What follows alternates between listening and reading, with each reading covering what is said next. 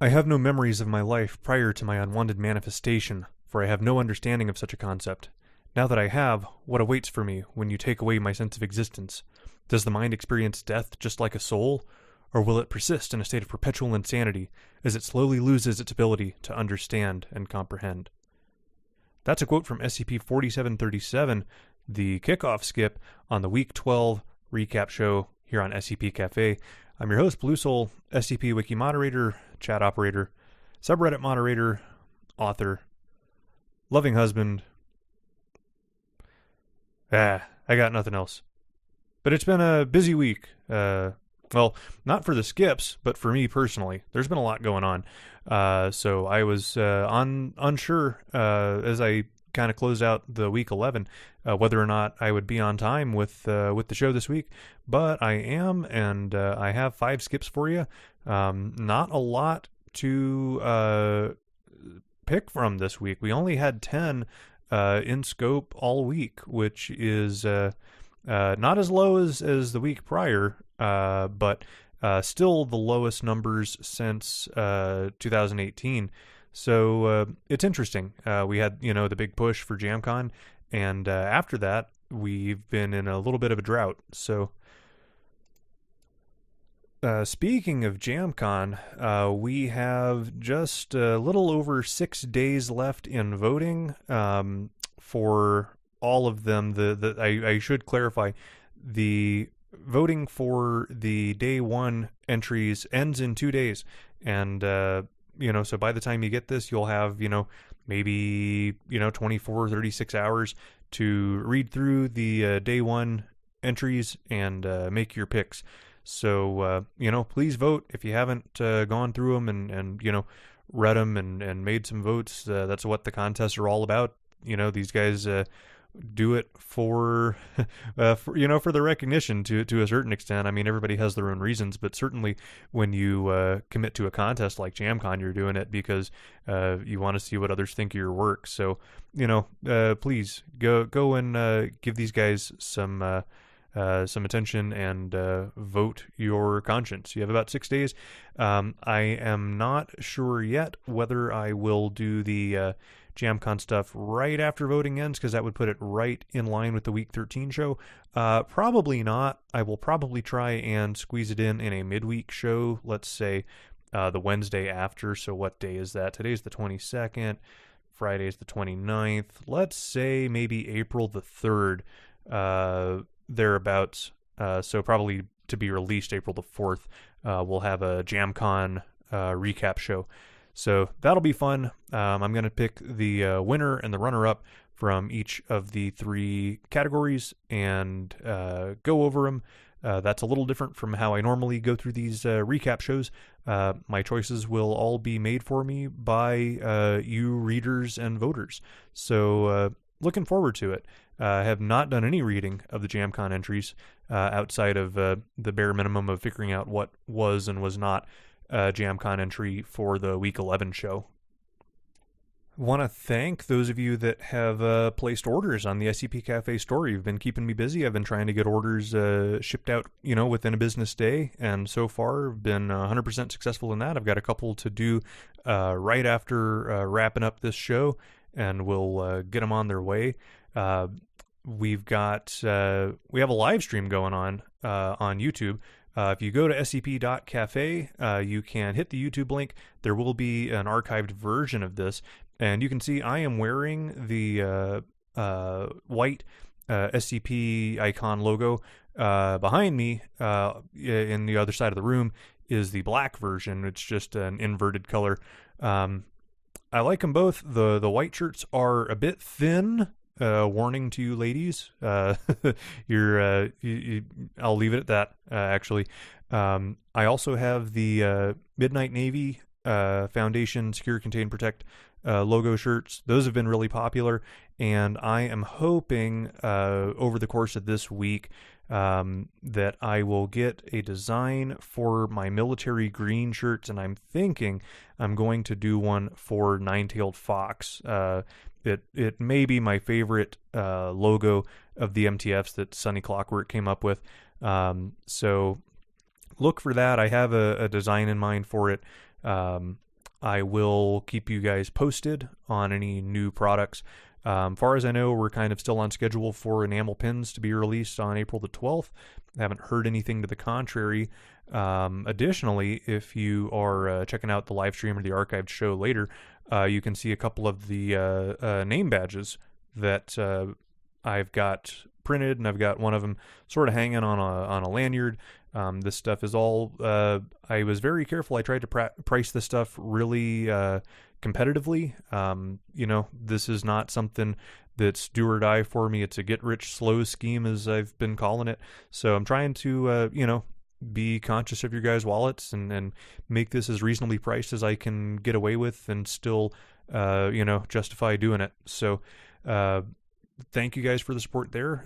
Thank you to the Spotify listeners. We added over 1,000 plays in a week. I'm well over 7,000 and closing in on 500 followers there. Closing in on 1,000 on all platforms combined. So we've been busy. The last 3 weeks, the Spotify numbers doubled twice. So we went from like 50 new followers to like 100, and then it was like another 200 the week after. So really been crazy, really cool to see that. I feel like I got to be doing something right. It's a nice little sense of accomplishment, if you will. So all that said, appreciate it. Let's get into it. Week 12 show, we've got 5 skips, and we're going to kick things off with SCP-4737. This is titled Fancy, and it was written by Alara Ray. So the first thing you notice when you get to this skip is a couple of pictures. One of somebody trying to pick up a cat that appears to be wearing a top hat, and that is captioned Junior Researcher Alara attempting to seek cooperation from a Felis Catus 4737-1 instance, and below that another image of the same cat wearing a top hat, captioned Felis Catus-1 instance refusing to cooperate any further. Note -1 is staring at Junior Researcher Alara, visibly expressing irritation at the researcher. I don't know how many cats you've been around. They pretty much look perpetually pissed off to me, so I'm not sure how telling that is. But we'll go back up to the top because they're both kind of tall images. Back up at the top, we have an object class of safe, and pretty short procedures indicating that 4737 is to be stored within a containment locker in Site 34, and experiments involving the skip and the creation of -1 instances must be performed within a secure room to prevent the escape of the -1 instance, and experiments may only be performed with authorization of a level 3 researcher. So the description indicates that 4737 is the collective designation to 2 objects, a -A and a -B, where -A is a standard adult-sized black top hat, and -B is a glass monocle with a gold frame and matching chain, and both objects are composed of inert materials that coincide with such items. That might be a needless sentence, or you could probably yank that. Both items, when they make contact with a living animal, the items will shrink to fit and then fix themselves accordingly to the subject, and the subject becomes a -1 instance.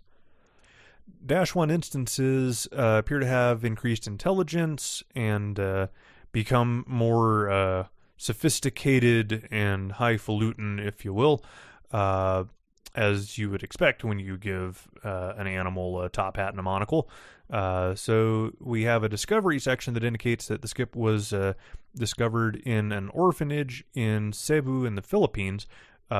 We had a call from a distressed orphanage worker claiming that the orphanage's dog was drinking tea with the children, in quotes, and 2 undercover agents arrived on the scene, and we found that sure enough that was what was going on.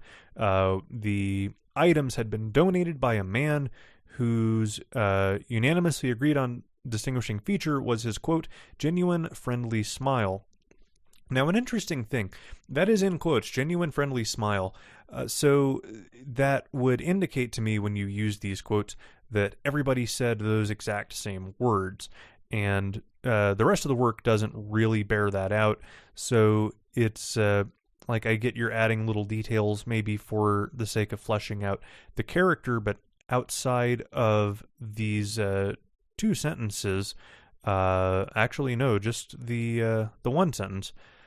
There's nothing else about this character, so we didn't really add anything to the conversation here. So anyway, we have the dog sitting in the center of the room. We open the door. The dog tips its hat and was let out and guided by the agents into a retrieval vehicle. We amnestized all the adults and children that interacted with the dog, and we covered it up, saying the dog ran away. And from here, we have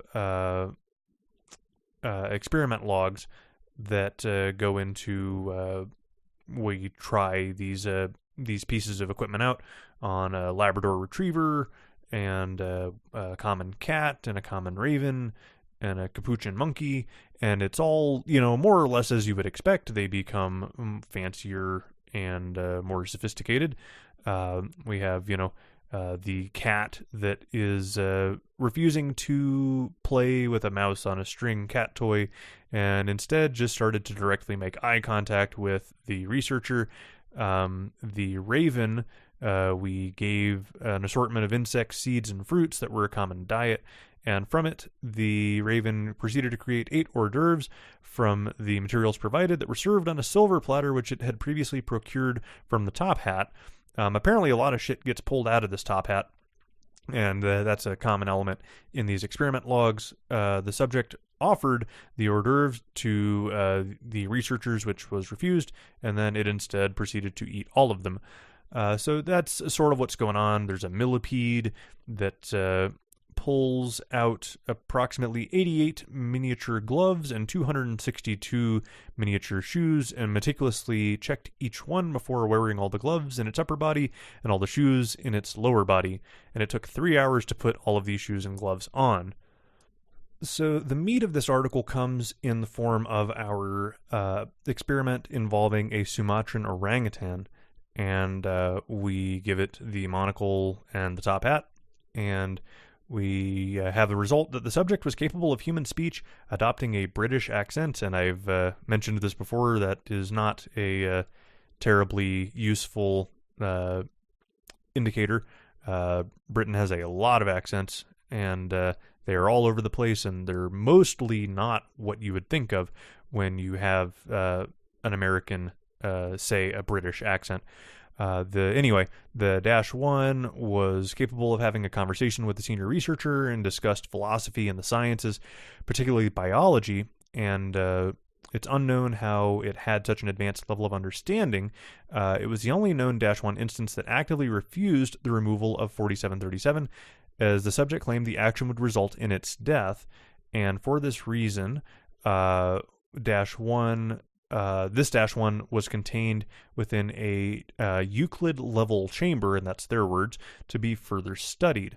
So we have an incident log after this, and it does include my pull quote from the top of the show.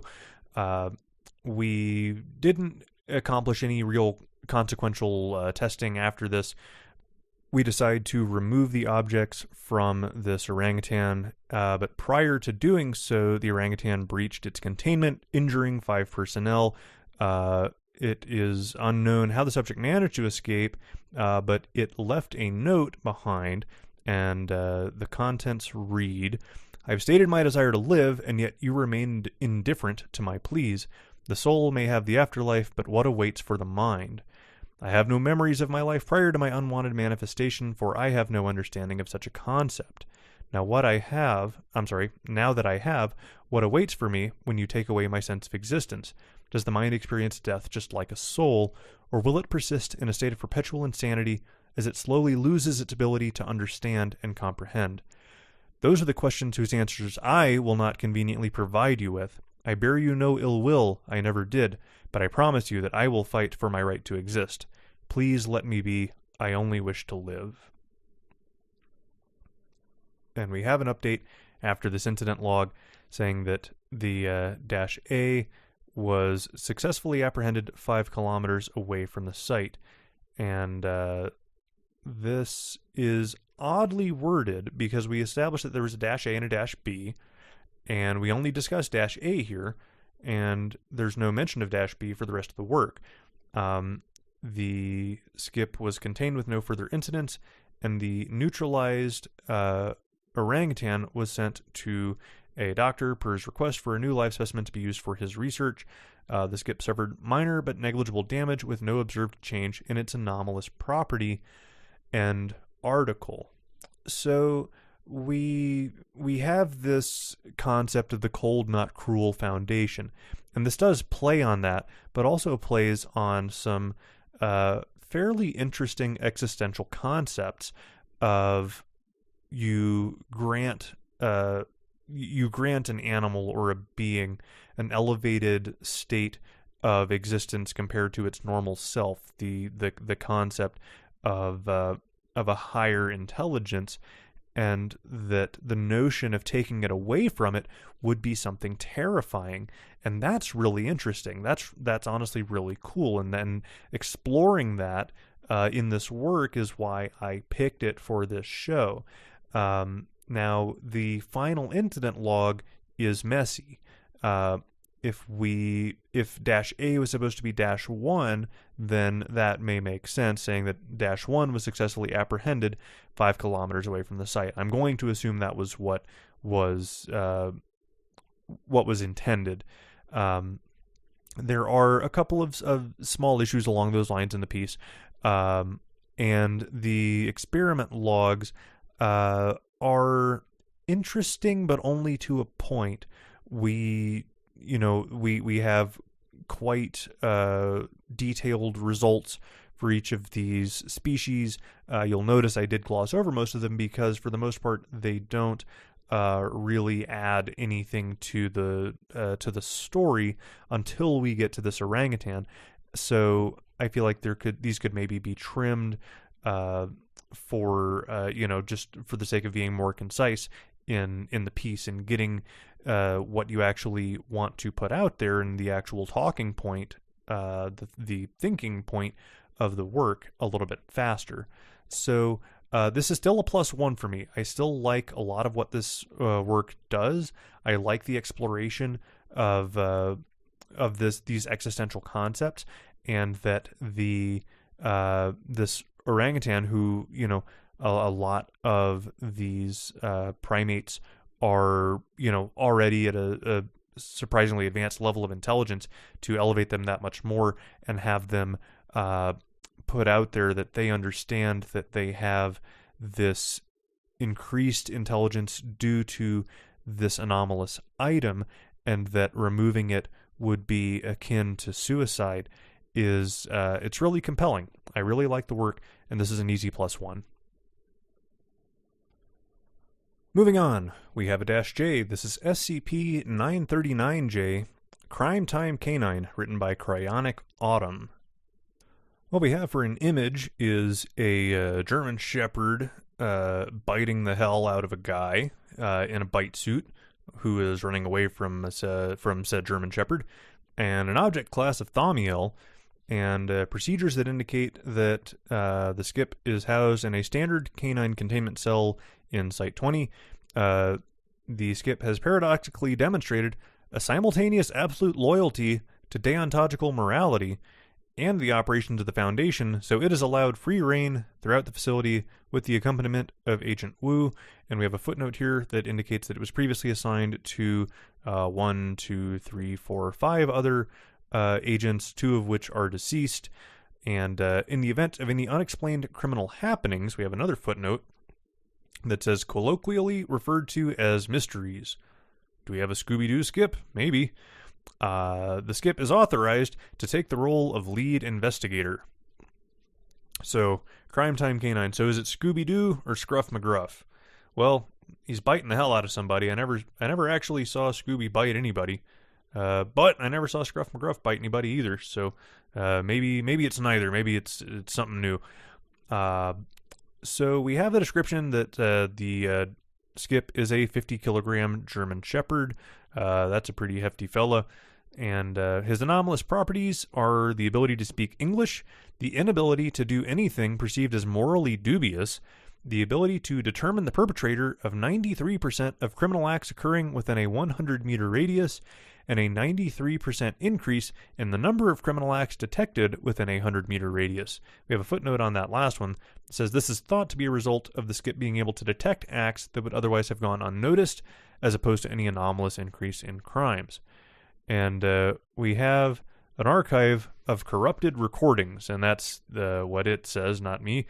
And we have a note here at the beginning that says, please note that SCP-939-J didn't actually do the things described in these logs. These are just here for posterity. So the crime in this first incident is that Dr. Edward Jones was found dead in the Site-20 break room. And we have a log where Agent Smith and Dr. Jones are talking.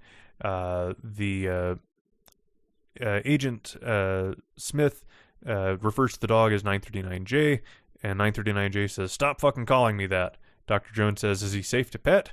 The agent says, "Yeah, he's a sweet little guy." And the skip says, "Come here, sunshine, you'll get your petting." And then we have action. Intense growling punctuated with a snapping sound can be heard for the next 10 seconds, followed by the sound of blood splattering. And then the skip reads, "This man's been shot. The perpetrator probably used a gun. The jury's still out on whether or not they also used bullets." And Agent Smith says, like, "Holy shit, 939J. They must have shot him so much that his head got torn clean off." And the skip says, "Yeah, clean." And Agent Smith says, "Wait a second. Who the hell shot him? Everybody get down." The skip says, "Hey, everybody. Agent Smith just shot someone." And Agent Smith says, "Huh. Guess it sometimes just be like that. Sorry." Post-incident report, Agent Smith was apprehended and demoted to Class D for his unprovoked murder of Dr. Jones. So, what we have here... Well, let's read the other incident, because that's the end of the skip. The crimes committed are attempted theft of an SCP object, destruction of Foundation property, attempted breach of Foundation security, and jaywalking. Agent Rosenkrantz is walking 939J in the Site-20 rec yard at the time of the incident, and the skip says, "Take me off of this leash, or I will discover the resonant frequency of your brain and play it with an instrument constructed from your entrails." And Agent Rosenkrantz says, "Who's a good boy? Who's a good boy?" And the skip says, "Okay, fuck it. There's a crime happening over that wall, and it needs your attention." The agent says, "Crap, I'll call security." The skip says, "No, they'll be too slow. You need to blow a hole in the wall and get out there now." The agent says, "Sharp as always, 939J. I know I can count on you." So he fires multiple rounds into the concrete wall surrounding the rec yard before inserting a grenade, blowing a sizable hole in the wall. Skip says, "Follow me." And Agent Rosenkrantz says, "Across the road? There's no stop sign or anything here." To which the skip replies, "You work in a building with hundreds of MacGuffins and you're concerned about traffic?"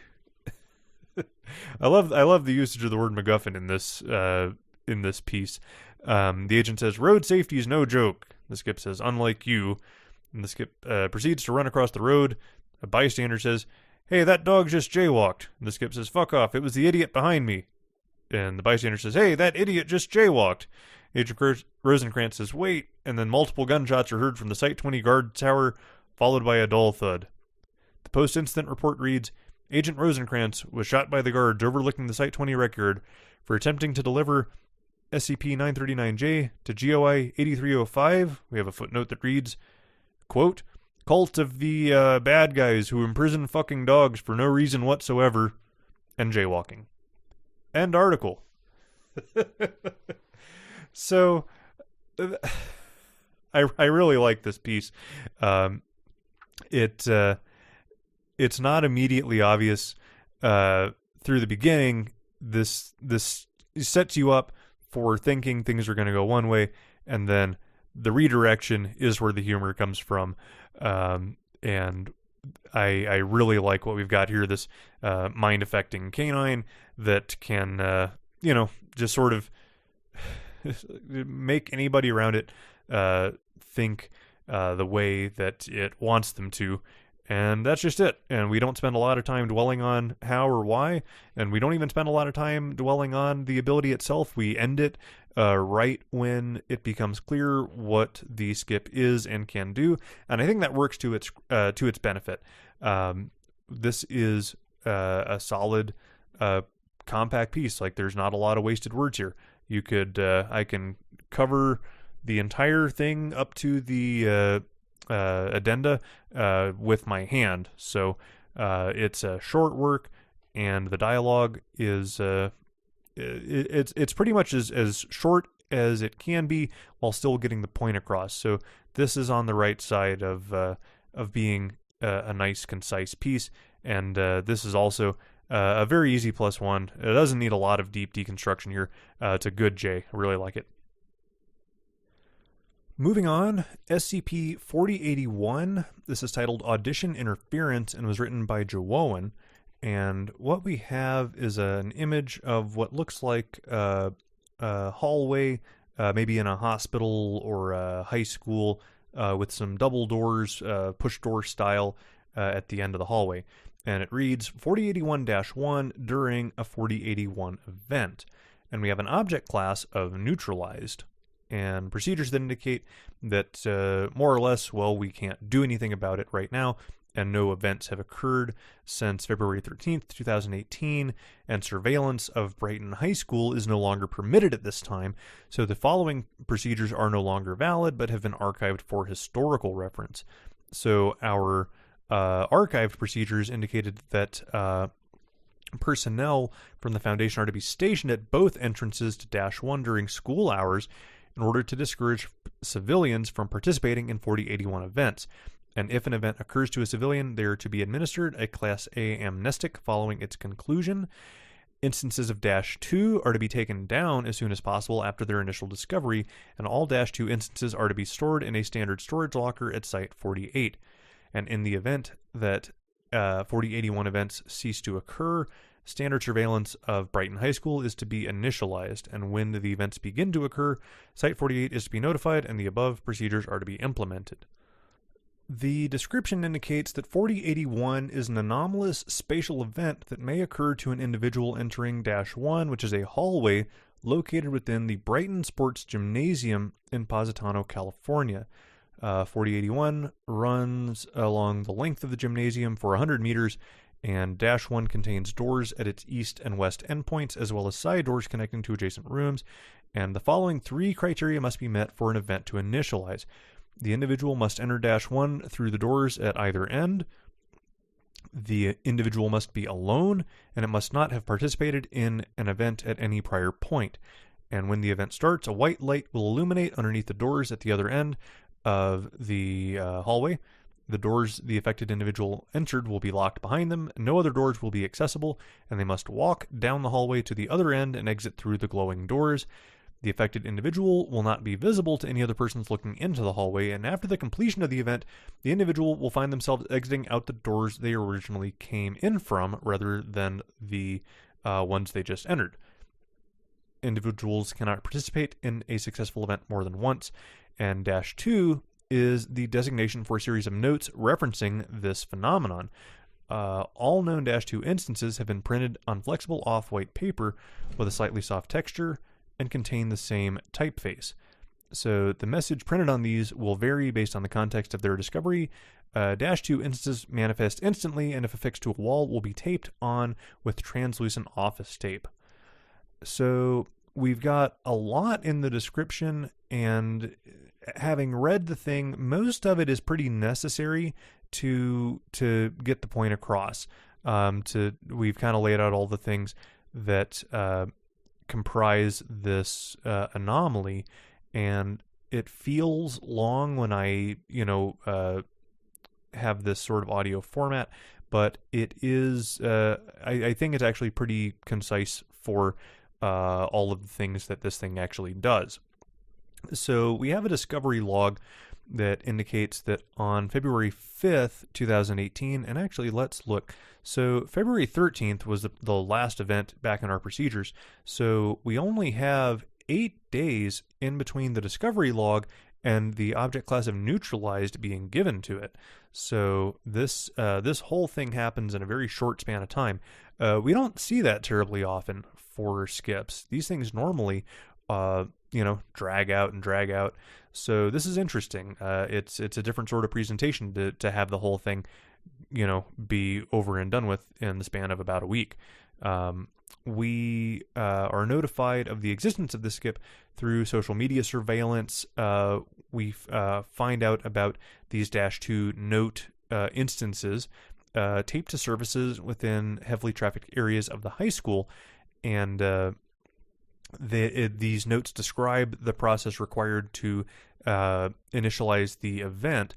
And operatives of the foundation removed all known notes and coerced the Brighton faculty to release a statement referring to the messages as pranks. And we begin study on February 7th. The first known note reads, "Hello, Brighton students. Do you want to help keep our school running smoothly? If so, we are hosting auditions in the sports gym. There is no need to schedule an appointment. You can come in at any time, any date. To audition, you must enter from either end of the hallway in the sports gym. You must walk directly to the opposite end and enter through the glowing white doors.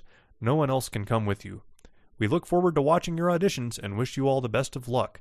From the Keep Brighton Functioning Committee." And there's a footnote that reads, "There's no evidence of this committee existing in any Brighton High School databases."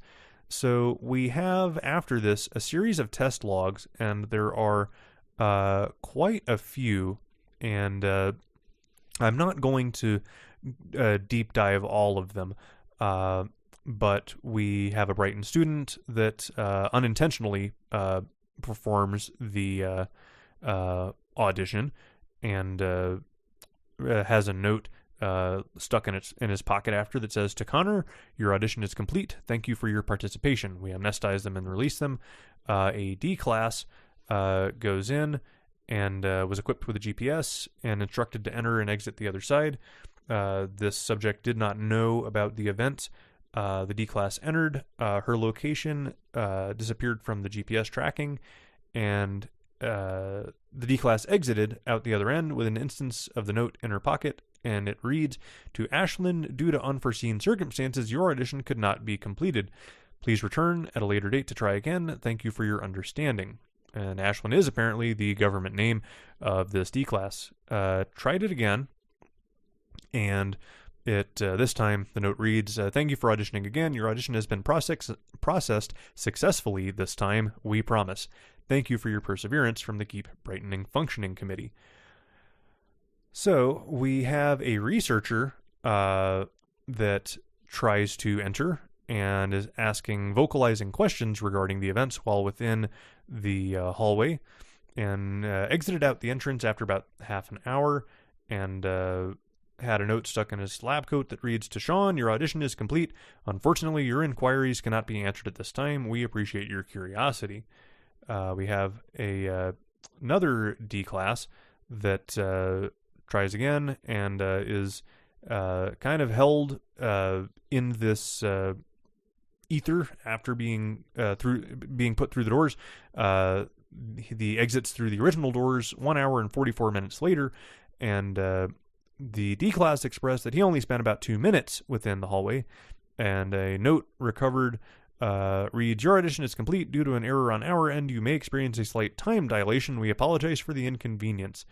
And lastly, a D class tries going down the hallway. The D class did not exit and could not be recovered, but an instance of the note manifested in front of the waiting researchers, which read as follows: "Dear Brighton students, due to unexpected interference, we have canceled our search until further notice. No more auditions will be held at this time. Thank you, Brighton students, for your understanding." And after this, on March 4th, so that's interesting. So we have an addendum. We classified it as neutralized on February 27th. That runs counter to what this said, that no events have occurred since February 13th, or does it? It doesn't really say. Let's assume that the timeline is all kind of accurate here.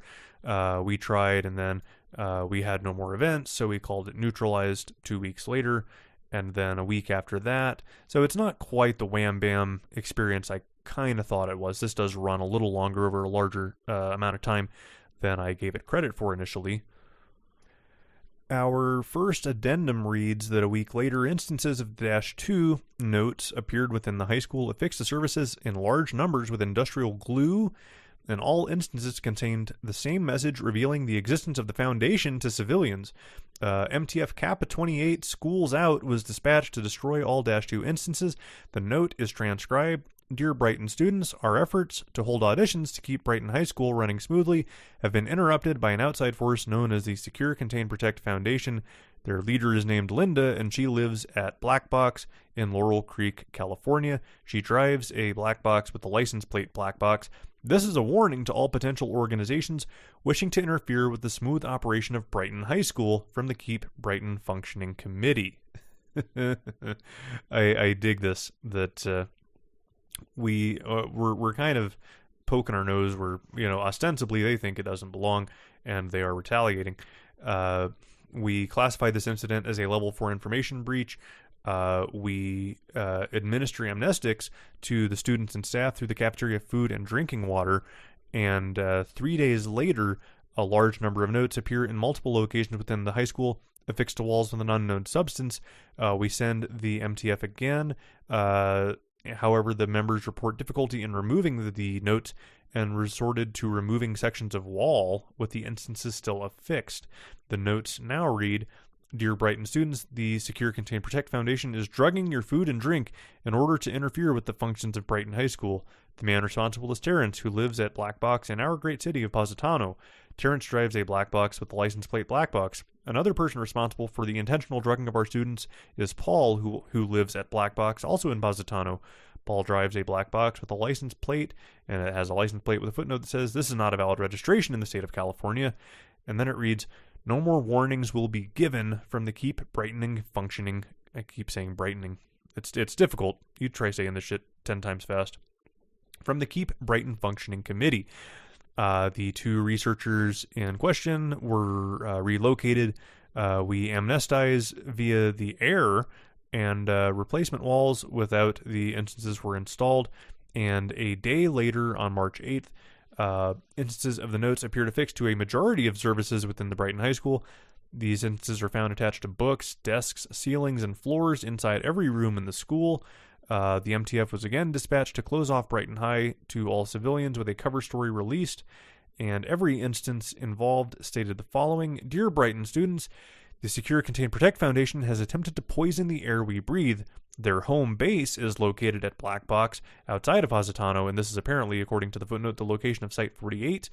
5 of our fellow students have been taken by the Secure, Contain, Protect Foundation.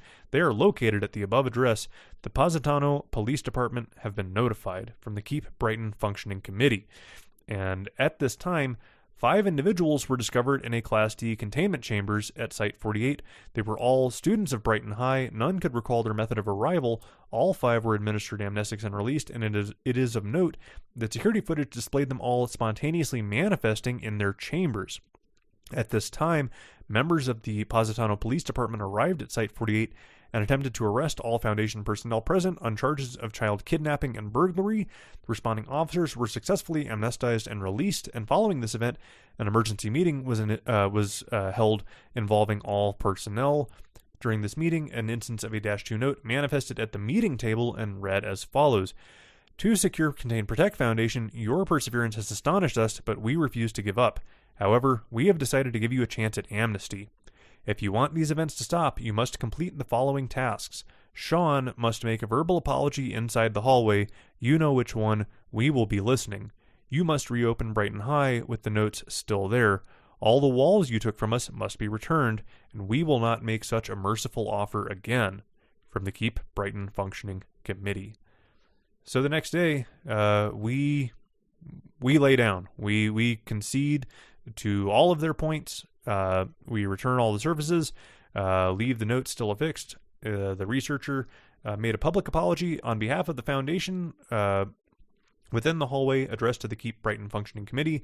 We heard no response, and we ceased surveillance in its entirety.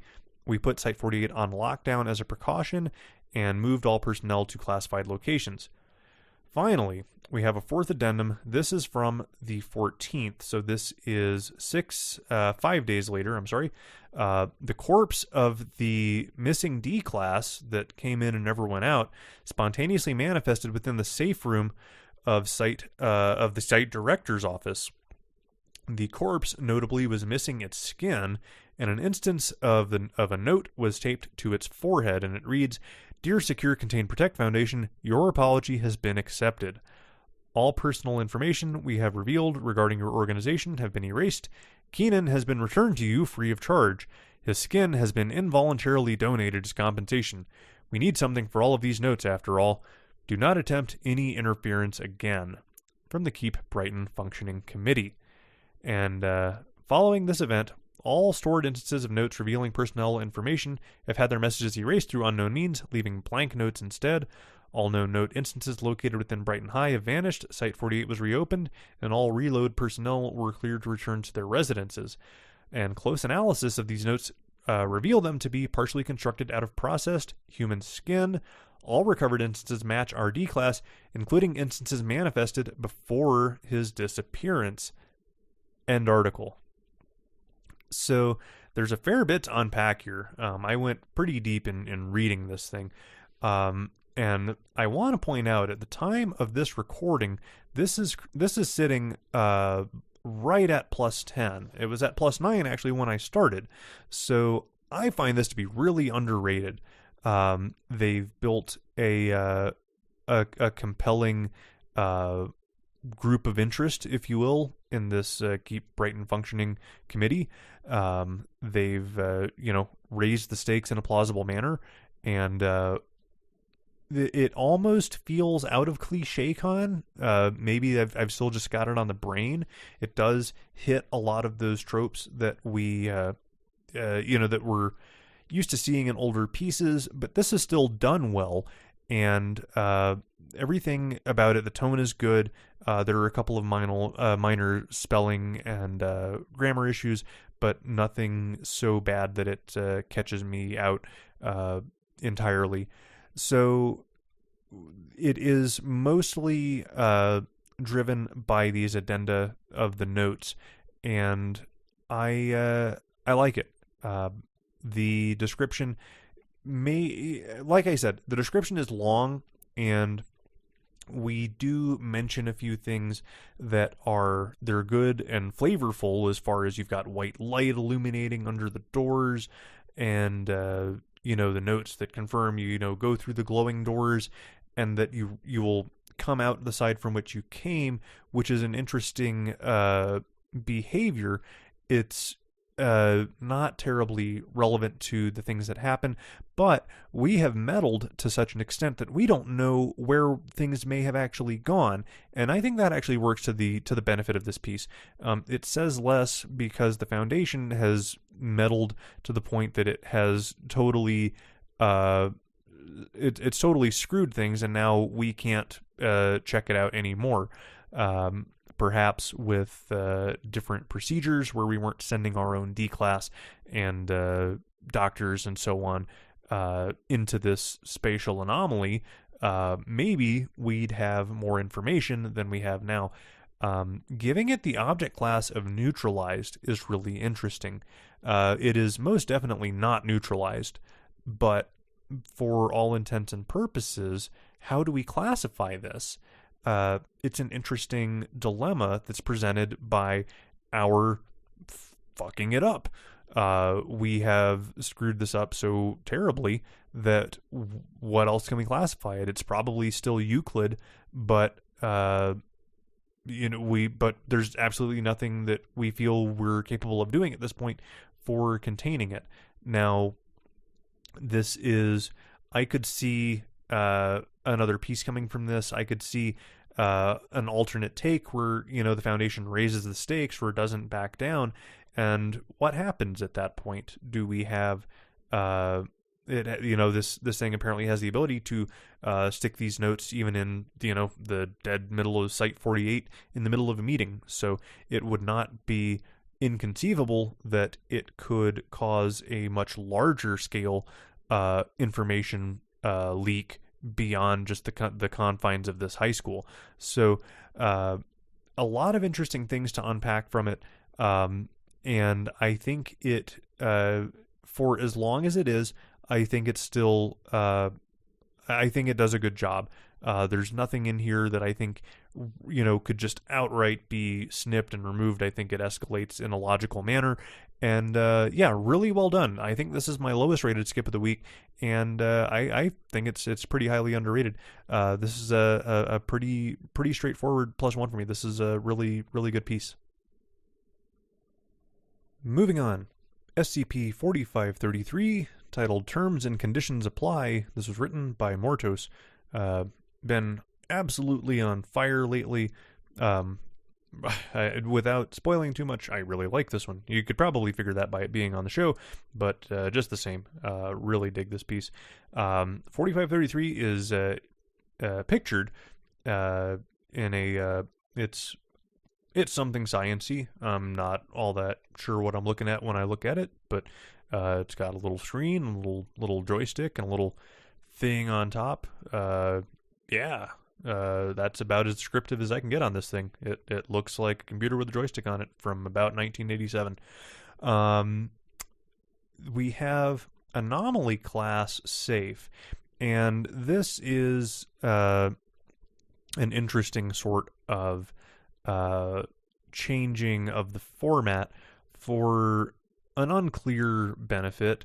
The object is an object. The skip is an object. So we have this concept of, object class, whatever. This says anomaly class, and this is by an experienced writer, perhaps trying to introduce a change to the format. It's always interesting when you see something like this, because whenever you go after the sort of the core, the pillars of what we use to build the universe with, I feel like it has to be, you have to justify it with the work. So for something as minor as object class to anomaly class, it's one of those where, why would you make the change, or why would you attempt it if it's just changing one word to another? It brings, to me, needless scrutiny on the piece. So I'm not really in favor of doing it, but this is up to the writer. If they want to try it, I would not begrudge people for downvoting a work for making such a simple change, for not sticking to the format. Even if you are a good writer like Mortos is, you do these things at your peril. So, soapbox over. Procedures indicate that when not being tested, the skip is to be stored in a standard containment unit, and people affected by the skip are to be monitored for potential side effects, and anyone found to be abusing the effects of the skip is to be placed under long-term sedation. The description indicates that the skip is an ophthalmic retinal camera modified with a wide eyepiece, allowing for both eyes to be photographed simultaneously, and several of the internal components have been replaced with poorly understood anomalous parts.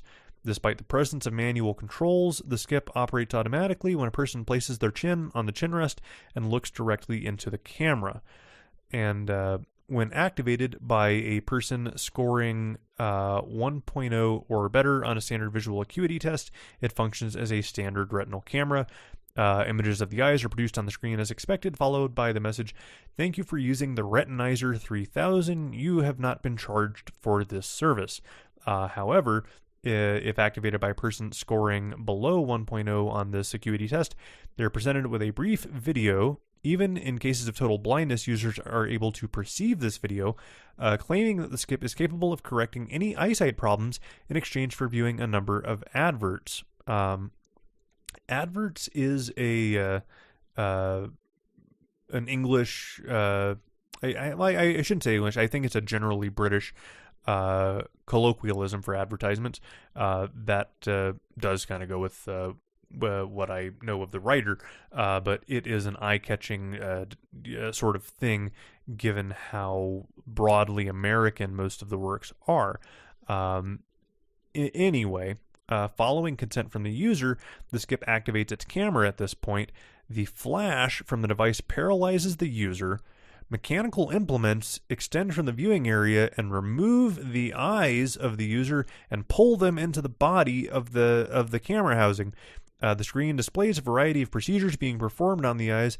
the intensity of which correlates to their visual acuity and overall health.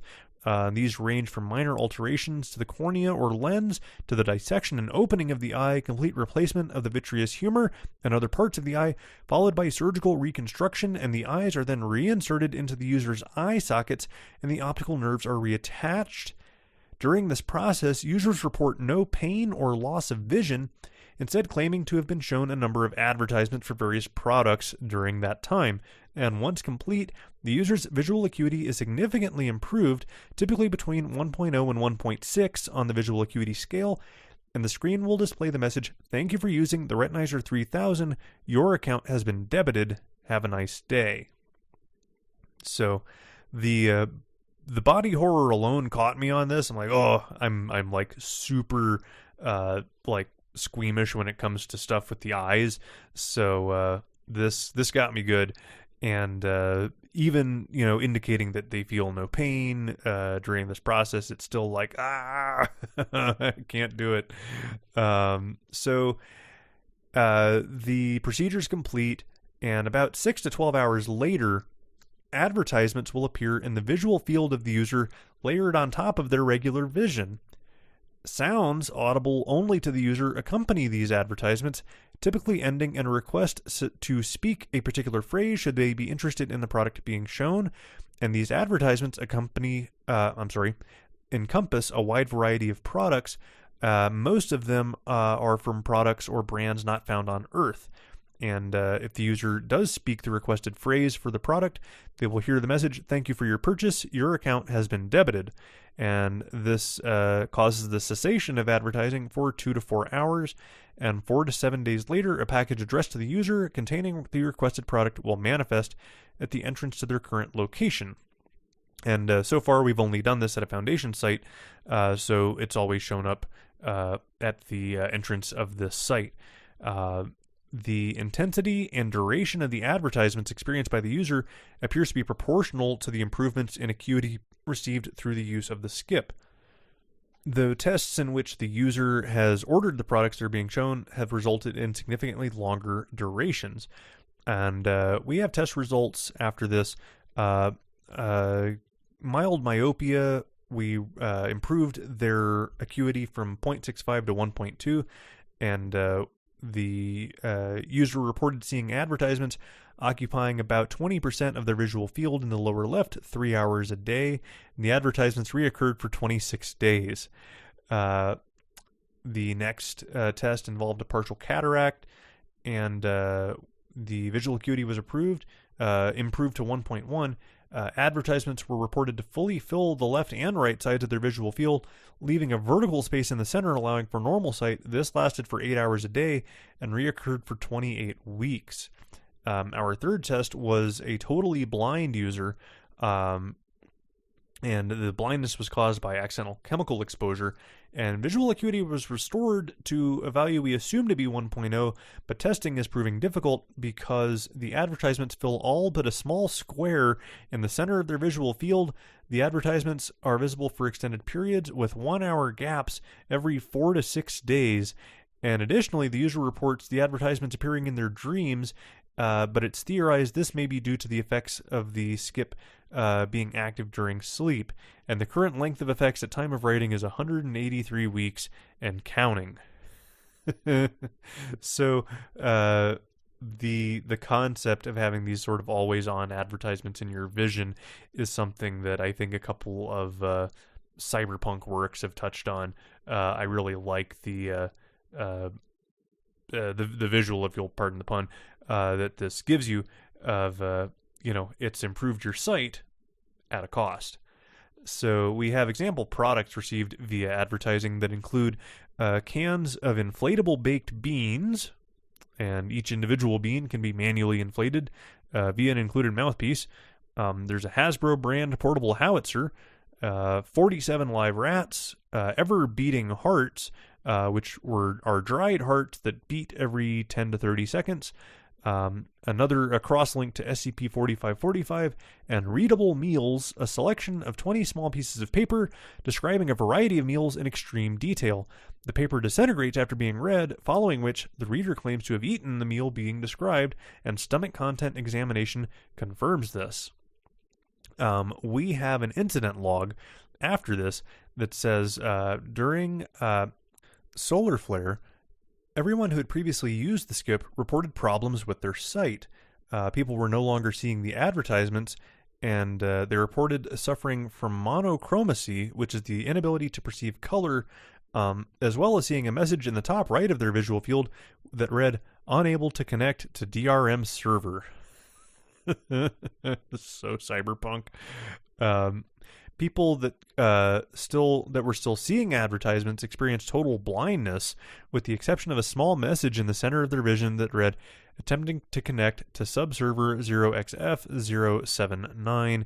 These issues lasted for approximately 5 minutes, when all users reported seeing a message reading, "Connecting to Qantas advertising int, please wait," after which their eyes began functioning as expected. So the implications in this are pretty, they're pretty big. We have another incident log. A letter addressed to one of our D class arrived at Site 192 following extended testing, in which the D class requested over 50 products from the skip. The letter stated that the D-Class's debt was too extensive to be reclaimed via regular means, and that extreme measures would be taken to recollect. 2 days following the receipt of the letter, the D-Class's skin developed a number of blemishes, which later formed into fully colored advertisements for a variety of products. 1 week later, a small blemish on the neck resolved into a recognizable volume symbol, following which he began reciting advertising copy seemingly against his will. This occurs approximately once every 30 minutes, even during sleep. The advertising blemishes fade after approximately 1 week before reappearing in new forms. The D-Class has described this process as extremely uncomfortable. And at the time of writing, the skip advertisements cover approximately 90% of the D-Class's skin, in addition to obscuring almost the entirety of his visual field. End article. I really, really like this piece. The thought, the implication in that first incident log, that, well, we understand how this skip works to an extent. It's repairing the eyes, but while it's at it, it's doing so through some interface that requires a connection via unknown means to a company that handles not only the vision but also the ad network. So it's I love all of the implications of this piece, and Mortos does that really well. Gives you a lot to think about after you're done reading the piece, and there's so many little things to look at in this, and it's really an outstanding work. This is my favorite piece of the week, and my easiest +1 of the week.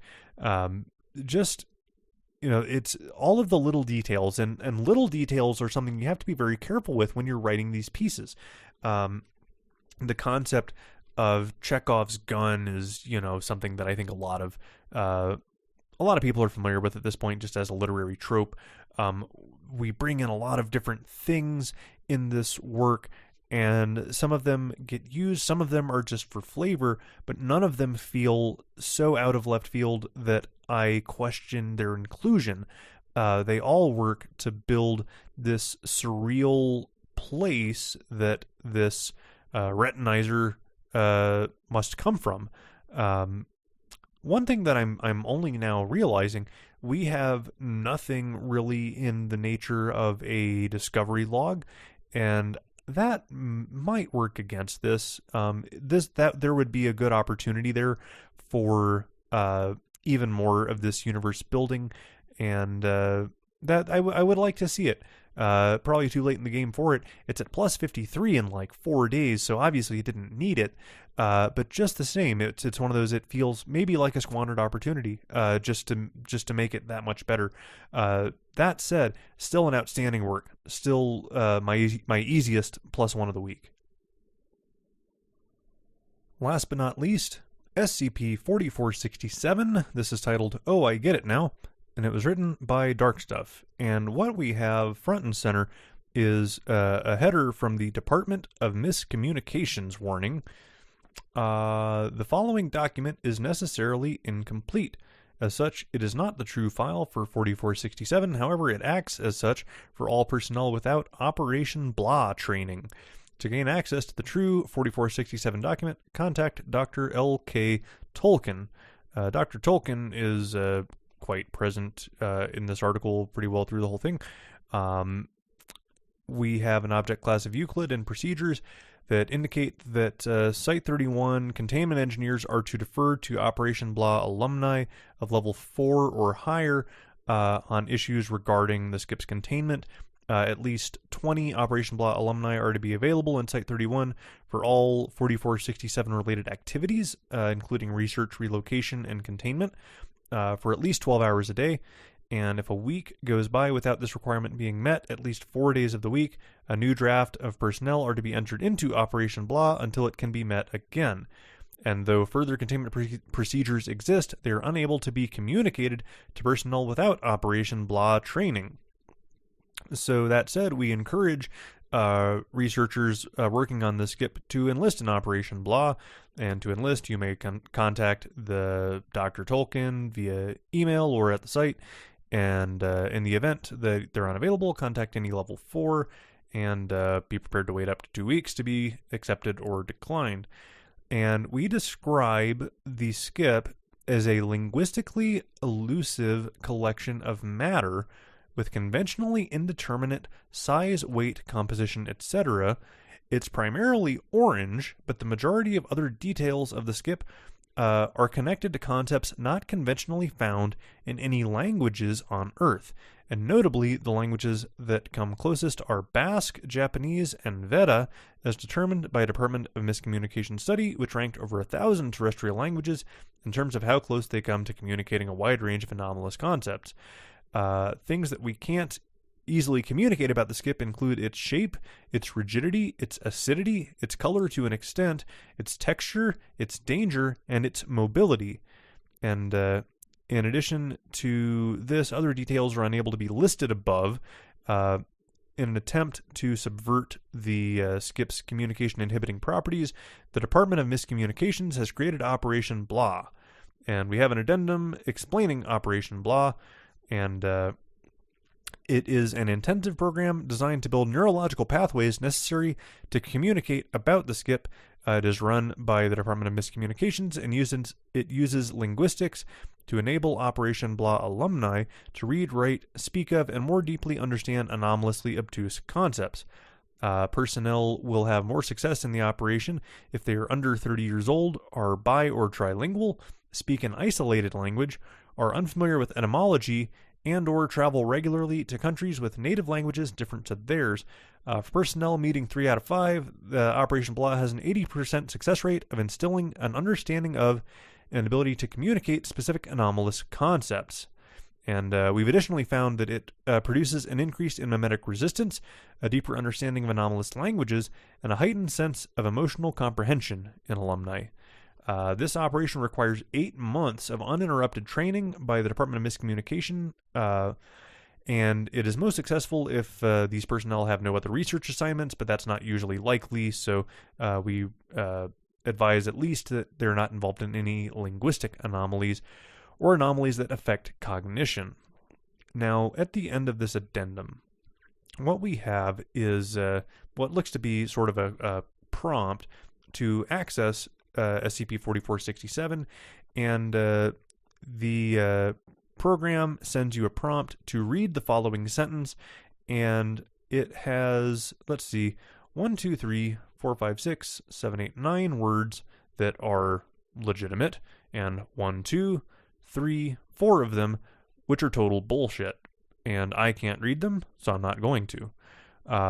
But the gist of it is that it is interspersing certain inscrutable words into what looks to be a normal English sentence, and you are supposed to repeat this sentence into your desk microphone with proper pronunciation and inflection. And you successfully do this according to the prompt, and it takes you to the true SCP-4467 article, which has an object class of esoteric. Interesting class. And what we have here are procedures that indicate that Operation Blah personnel and alumni are to read the public version of the document to understand relations with average personnel, and all personnel that are not alumni or Department of Miscommunication personnel are to refer to alumni for research and containment purposes of 4467. Now, the trouble with the rest of this work is that it will frequently use these gibberish, inscrutable words to such a point that I'm not going to attempt to read most of this piece. But the gist of it is that it is able to Operation Blah and the skip work to the skip induces a phenomenon which causes a temporary state during which a person can think without the use of words. And this is actually a pretty fundamental concept in linguistics. So that kind of goes back to not having an awareness of the concept of etymology works to the advantage of people trying to work with this skip. So the skip induces this state in observers that will cause them to think without the use of words, and it is unachievable without either the skip or Operation Blah training, and it's easily reached for any untrained mind through extended contemplation of the skip, but sufficiently deep or long-term exposure to this phenomenon can severely limit communication skills, induce dyslexia, cause disorientation, increase receptibility to foreign ideas and concepts, hasten tactile and auditory learning, enhance the ability to improvise, and reduce psychological damage from memes and cognitohazards by an average of 60%. And due to limited research, it's been determined that the safest option is to keep knowledge of this phenomenon restricted to Operation Blah alumni and selected researchers. We have an edit at the bottom of this piece that says, after extensive research and tweaking of Operation Blah protocols, a repeatable discipline has been developed that allows the user to voluntarily switch between this phenomenon and the non-phenomenal state. Various personnel with this ability have been given positions in every major Department of Miscommunications project, and as such, productivity and efficiency have risen 300%, while spending has fallen by 50% per project. In consequence, the Department of Miscommunications was given the Charles Gears Award for Outstanding Departmental Innovation in 2023. This makes them the 8th department to ever win the award. Operation Blah has been considered a success. End article, if you can believe it. So what we've done, we have this skip that we have rather intentionally made it appear to outsiders as you can't understand it unless you go through this intensive training. That may actually be true, but this Department of Miscommunications is sort of taking this anomaly and using it for their benefit. And not necessarily just for their benefit, it does benefit the Foundation to do it as well, but they are making this, thoroughly inscrutable to outsiders, almost explicitly to, well, their reasoning isn't necessarily clear. Are they doing it to elevate themselves? Are they doing it simply to give to give that department a little more credibility or clout among the Foundation? There's a lot to consider there. That the concept of being able to think without the use of words and to perhaps it's such a difficult concept to hammer out and to put out there that one of my favorite fantasy series, one of my favorite series of all time, honestly, is the Belgariad by David Eddings, and in that universe, there's a genius old sorcerer that got in a conversation saying that words are the core of thought. Without words, there is no thought. And I couldn't help but think of that as I see this piece, that we have this. And the interesting thing that I didn't mention is that the phenomenon of being able to think without words is itself considered non-anomalous, but the trouble is we have very few ways to get to such a state. This skip, what makes it useful for our purposes is that it facilitates access to that state, but yet we call it Euclid. This Department of Miscommunications calls it Euclid and contains it. And we say, we need to be consulted on anything with this. We have to have at least 20 alumni that are able to, make use of this this paradigm of being able to think without words. They need to be involved in all decision making about the skip, and they need to be on site for at least 12 hours each day. And we need to bring more and more people into the fold if that's not met, and we can't do it on a consistent basis. There's a lot to explore on this. As it is, the piece itself is it's interesting because there's no real pacing to it. It's sort of flat, monotone. It goes from there's no increase of tension or anything along those lines. I think the work mainly serves as an introduction to this department and also possibly to this phenomenon that I think you could do a lot with. But I do think if you're going to do a lot with it, it does need to do more than inserting gibberish, inscrutable words into a piece. I think the payoff has to be more than that for this to really fly as a long-term thing. So all of that said, this is a really compelling piece. It's really interesting. It gives you a lot to think about. And on all of those bases, I'm